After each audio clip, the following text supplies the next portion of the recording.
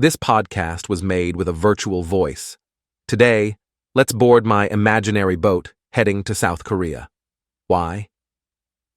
Because in 2013, we had an ambassador from Normandy and Rouen there.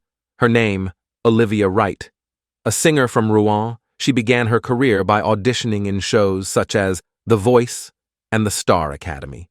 She will even make a television appearance in the show You Have Talent on the regional channel IDF1. Then, she will be spotted on a French casting site by South Korean producers, and that's where her adventure in South Korea will begin.